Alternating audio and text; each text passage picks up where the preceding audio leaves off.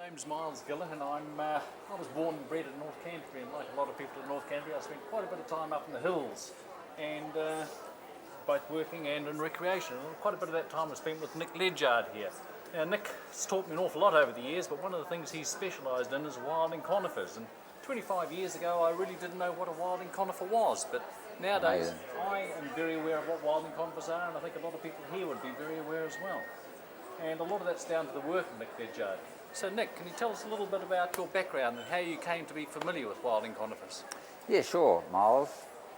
My background has been with the Forest Service. I joined them as a trainee when I left school, and still with them now really, working their research arm, which is the Forest Research Institute, but we trade these days under the name SCION, so that's where the SCION comes from. I've spent most of my time in the high country looking at tree growing up there, and I've worked from Molesworth right through to Queenstown, and we have in that country excellent tree growing environment. And when a survey we did some years ago, we found tree growth of world record proportions of introduced trees in that high country. But I realised then that if we were going to realise that potential for that growth, that we had to be aware of the problems too. And in that same survey I saw a wilding spread going on, and so we started doing research on that 25 years ago, and I spend more time these days doing work on wildings than I do on any other thing. So what really is a wilding tree? Well, this is a wilding tree, this one here. A wilding tree is the natural regeneration of an introduced tree, particularly conifers, particularly pines, larches, firs, etc. Whereas most trees are planted, this one has grown from seed.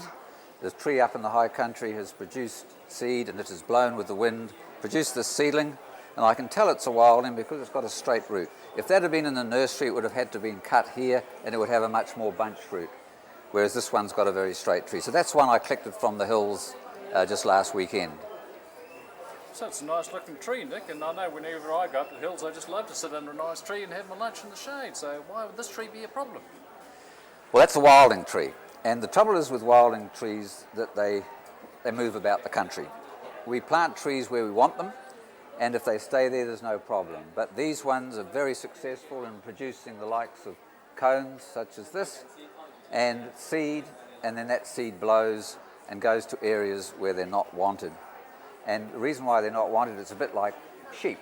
The sheep on one side of the farmer's fence is a prospect. On the other side, that wild sheep is a nuisance. It's a problem. And it's the same with these. As you can see, this tree here is 3, 1, 2, 3, probably 4 years old from seed, if you hold that, Miles. And it's upright and it's very dark in colour. Whereas the sort of country that we're looking at up there, this is in the Mackenzie Basin, mostly you've got these pastoral, short stature grasses, etc. These are conifers in the front here, and you can see how obvious they are. So when this starts spreading over that country, the traditional scene changes from one of pastel colours to one of dark green, vigorous, upright, and people don't really like that. In addition, these trees here, if growing tall like where they're growing in this particular spot, they'll submerge any native vegetation that's underneath. So we've got a threat to conservation values. And the other one is that if that land wanted to be changed towards a pastoral use or another deliberate tree, you've got an extra cost of removing these to get that new crop on the land.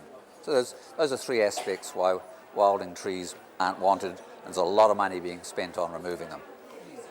I'm aware that a lot of the high country, Nick, used to be clad in forest once upon a time before mankind came to New Zealand, and we see the natural forest, the native forest coming back in places, and yet these things seem to be doing it so much more successfully. Why would that be?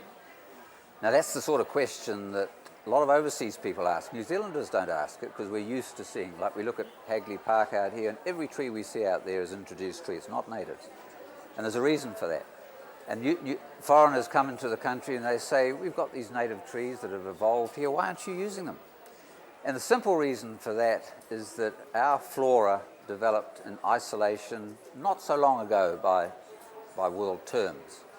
And they developed on quite a small archipelago of islands, which were quite temperate climate, so there wasn't a great range of species, and it was relatively mild by what it is today.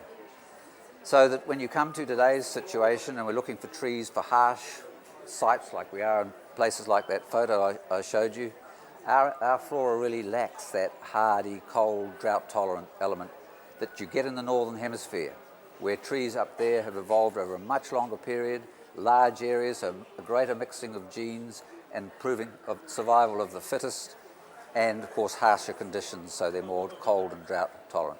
And that is why this thing here will grow above our natural tree line, our native beech stops, say here, and the conifers will grow higher. Whether we like it or not, I'm afraid, introduced trees more hardy for a lot of our particularly harsh conditions than our native flora. I noticed you brought quite a few cones along, Nick, so I'm assuming there's quite a few culprits in the mix here. Are all conifers a problem? No, far from it. Every time I drive south through the Mackenzie Basin, along the road there, I'm seeing trees alongside all the farmsteads, and they're all introduced conifers, and a lot of those are not spreading because of the circumstances that they're growing in, and so some species do and some don't. This fellow here, everybody likes this one. That's the big cone pine, has a big heavy seed. In fact, there might even be some in there. Yep, there are a few in there. And that is a heavy seed, as you can see, and that doesn't spread. I've never seen natural regeneration of this species. And it's the same with the other bigger cones. By and large, they don't spread a lot.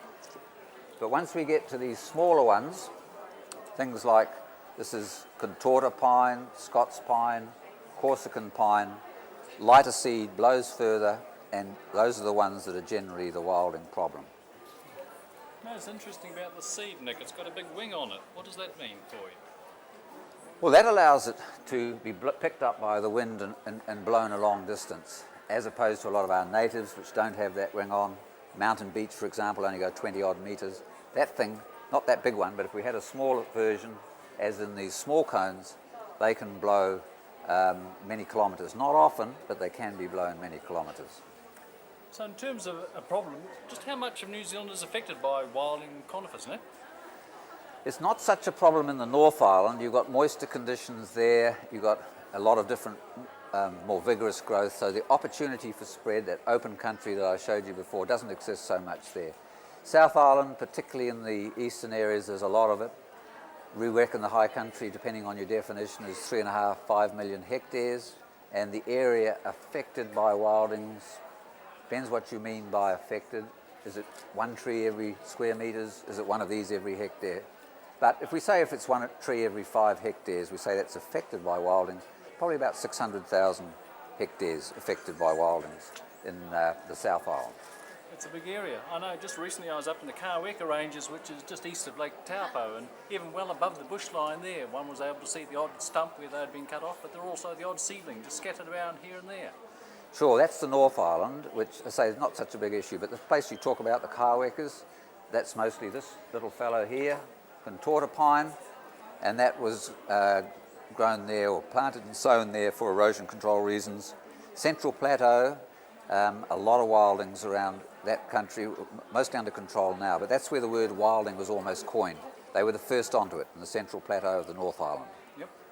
And recently I was up around the Waia district, east of Hanmer, up in North Canterbury there, and it was quite interesting just to see on some of the hillsides there would be just a pine here, another one there, another one there, just sometimes over a kilometre apart, but just in the middle of nowhere. Where did they all come from? Well, those ones up there, I know the area you talk about. We've done a bit of hunting up there, Miles, after all, haven't we?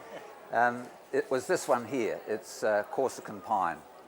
And they actually have come from Hanmer Forest, which is, 15 kilometres further to the northwest? I would imagine, yeah. And so in that particular situation, it was a plantation, planted about 100 years ago, and they first started turning up in the area you're talking about the 1940s. But you're only seeing the odd one, because that long distant carriage of seed only occurs usually about every 10, 20 years, where seed will fall locally frequently, but the long distance spread is much more infrequent. It doesn't happen regularly. And we can tell that because we can age these trees. 1, 2, 3, 4, we know exactly that tree arrived on that site 4 years ago. Yep. So we can, by aging them, we can tell when they arrived.